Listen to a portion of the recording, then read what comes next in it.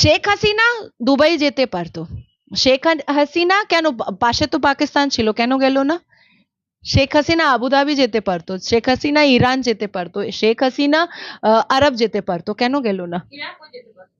ইরাকও যেতে পারতো, কেন কেন যে গেল না? এবার আপনাকে শুনতে হবে।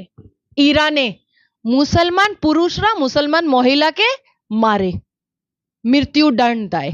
পাকিস্তানে মসজিদ আর ইমামবাড়া উপরে বম ফাটা যায়, ঠিক আছে? আর মুসলমান মহিলাকে তারা ধরে ধরে রেপ করে। কেন গেল না কাতার? কাতারে পাকিস্তানে টেররিজম অর্গানাইজেশন থাকে, কেন গেল না? এইসব মুসলমান কান্ট্রি যা আশেপাশে ছিল, কেন গেল না?